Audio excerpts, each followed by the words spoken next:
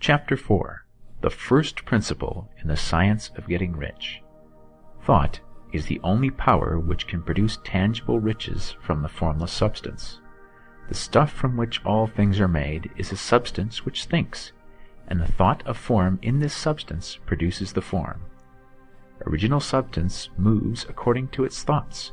Every form and process you see in nature is the visible expression of a thought in original substance. As the formless stuff thinks of a form, it takes that form. As it thinks of a motion, it makes that motion. That is the way all things were created. We live in a thought world, which is part of a thought universe. The thought of a moving universe extended throughout formless substance, and the thinking stuff moving according to that thought took the form of systems of planets and maintains that form. Thinking substance takes the form of its thought and moves according to the thought. Holding the idea of a circling system of suns and worlds, it takes the form of those bodies and moves them as it thinks.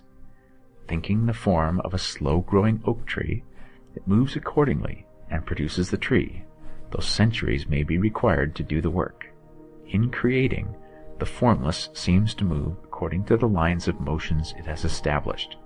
The thought of an oak tree does not cause the instant formation of a full-grown tree, but it does start in motion the forces which will produce the tree along established lines of growth. Every thought of form, held in thinking substance, causes the creation of the form, but always, or at least generally, along lines of growth and action already established. The thought of a house of a certain construction, if it were impressed upon formless substance, might not cause the instant formation of the house, but it would cause the turning of creative energies already working in trade and commerce into such channels as to result in the speedy building of the house. And if there were no existing channels through which the creative energy could work, then the house would be formed directly from primal substance, without waiting for the slow processes of the organic and inorganic world. No thought of form can be impressed upon original substance without causing the creation of the form. Man is a thinking center and can originate thought. All the forms that man fashions with his hands must first exist in his thoughts. He cannot shape a thing until he has thought that thing. And so far, man has confined his efforts wholly to the work of his hands. He has applied manual labor to the world of forms, seeking to change or modify those already existing. He has never thought of trying to cause the creation of new forms by impressing his thoughts upon formless substance. When man has a thought form, he takes material from the forms of nature and makes an image of the form which is in his mind. He has, so far, made little or no effort to cooperate with formless intelligence, to work, quote, with the Father, end quote. He has not dreamed that he can, quote, do what he seeth the Father doing, end quote. Man reshapes and modifies existing forms by manual labor. He has given no attention to the question whether he may not produce things from formless substance by communicating his thoughts to it. We propose to prove that he may do so, to prove that any man or woman may do so, and to show how. As our first step, we must lay down three fundamental propositions. First, we assert that there is one original formless stuff or substance from which all things are made. All the seemingly many elements are but different presentations of one element. All the many forms found in organic and inorganic nature are but different shapes made from the same stuff. When this stuff is thinking stuff, a thought held in it produces the form of the thought. Thought in thinking substance produces shapes. Man is a thinking center, capable of original thought. If the man can communicate his thought to original thinking substance, he can cause the creation or formation of the thing he thinks about. To summarize this, 1. There is a thinking stuff from which all things are made, and which, in its original state, permeates, penetrates, and fills the interspaces of the universe. 2. A thought in this substance produces the thing that is imagined by the thought. 3. Man can form things in his thought, and, by impressing his thought upon formless substance, can cause the thing he thinks about to be creative. It may be asked if I can prove these statements, and without going into details, I answer that I can do so, both by logic and experience.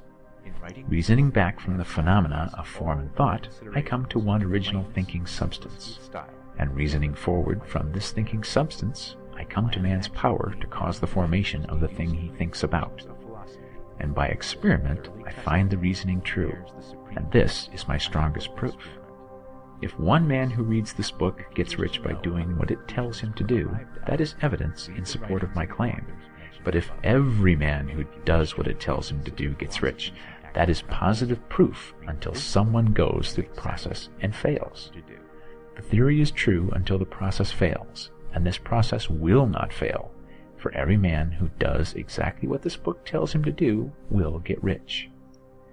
I have said that men get rich by doing things in a certain way, and in order to do so, men must become able to think in a certain way. A man's way of doing things is the direct result of the way he thinks about things.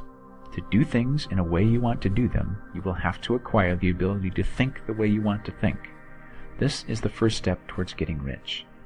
To think what you want to think is to think truth, regardless of appearances. Every man has the natural and inherent power to think what he wants to think, but it requires far more effort to do so than it does to think the thoughts which are suggested by appearances. To think according to appearances is easy. To think truth, regardless of appearances, is laborious and requires the expenditure of more power than any other work man is called upon to perform. There is no labor from which most people shrink as they do from that of sustained and consecutive thought. It is the hardest work in the world. This is especially true when truth is contrary to appearances. Every appearance in the visible world tends to produce a corresponding form in the mind which observes it, and this can only be prevented by holding the thought of the truth. To look upon the appearance of disease will produce the form of disease in your own mind, and ultimately in your body, unless you hold the thought of the truth, which is that there is no disease. It is only an appearance, and the reality is health. To look upon the appearances of poverty will produce corresponding forms in your own mind. Unless you hold to the truth that there is no poverty, there is only abundance. To think health when surrounded by the appearances of disease, or to think riches when in the midst of appearances of poverty, requires power. But he who acquires this power becomes a master mind. He can conquer fate. He can have what he wants. This power can only be acquired by getting hold of the basic fact which is behind all appearances, and the fact is that there is one thinking substance from which and by which all things are made. Then we must grasp the truth that every thought held in this substance becomes a form, and that man can so impress his thoughts upon it as to cause them to take form and become visible things. When we realize this, we lose all doubt and fear, for we know that we can create what we want to create, we can get what we want to have, and can become what we want to be. As a first step toward getting rich, you must believe the three fundamental statements given previously in this chapter, and in order to emphasize them, I repeat them here. 1.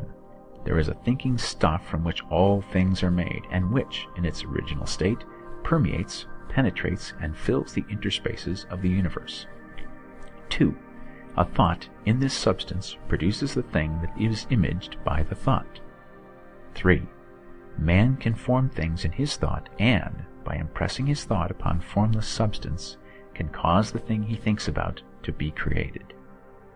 You must lay aside all other concepts of the universe than this monistic one, and you must dwell upon this until it is fixed in your mind and has become your habitual thought.